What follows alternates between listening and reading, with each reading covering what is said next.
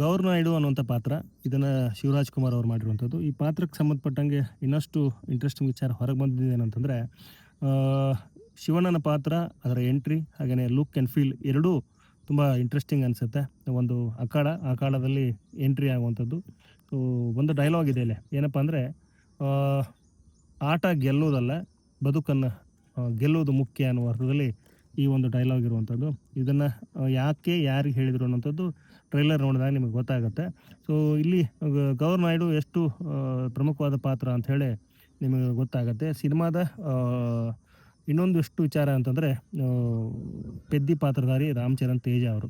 So ಇವರು ಇಲ್ಲಿ ತುಂಬ ವಿಶೇಷವಾಗಿ ಕಾಣಿಸ್ಕೊತಾರೆ. 3 ಕ್ರೀಡೆಗೆ ಸಂಬಂಧಪಟ್ಟಂಗೆ ಇದರಲ್ಲಿ ಇವರು ಮಾಸ್ಟ್ರು. ಒಂದು ಕುಸ್ತಿ, ಇನ್ನೊಂದು ಕ್ರಿಕೆಟ್, ಮತ್ತೊಂದು ರನ್ನಿಂಗ್.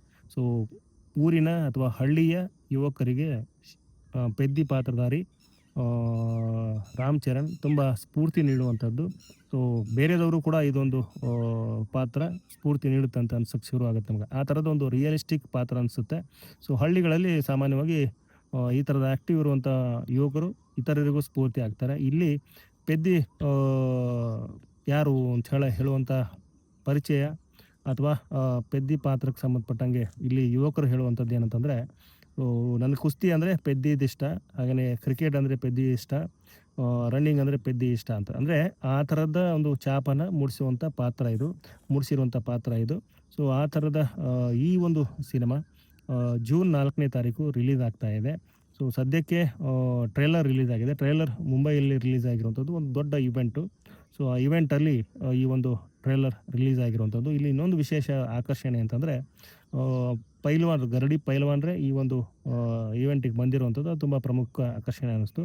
ಇನ್ನು ರಾಮ್ ಚರಣ್ ಅವರ ಮಾತು, ಹಾಗೆಯೇ ಜಾಹ್ನವಿ ಕಪೂರ್ ಅವರ ಮಾತು, ಬುಚ್ಚಿ ಬಾಬು ಸನಾ ಏನಿದ್ದಾರೆ ಡೈರೆಕ್ಟ್ರು, ಅವ್ರ ಮಾತು. ಸೊ ಇವರೆಲ್ಲ ಮಾತುಗಳ ಮೂಲಕ ತಮ್ಮ ಸಿನಿಮಾವನ್ನು ಪ್ರಮೋಟ್ ಮಾಡಿರುವಂಥದ್ದು ಮುಂಬೈಗೆ ಹೋಗಿ.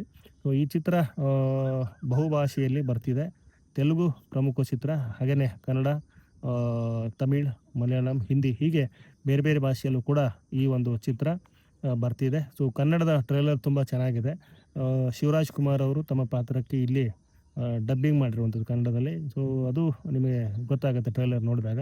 ಸೊ ಒಟ್ಟಾರೆ ಹೇಳೋದಾದರೆ, ವಿಶ್ವದಾದ್ಯಂತ ಜೂನ್ 4ನೇ ತಾರೀಕು ಈ ಚಿತ್ರ ರಿಲೀಸ್ ಆಗ್ತಾ ಇದೆ. ಎಲ್ಲರಿಗೆ ಒಂದು ಕುತೂಹಲ ಇದೆ ಈ ಸಿನಿಮಾಗೆ ಸಂಬಂಧಪಟ್ಟಂಗೆ. ಕ್ರೀಡೆಯನ್ನು ಆಧರಿಸಿ ಬರ್ತಿರುವಂಥ ಚಿತ್ರ ಇದು.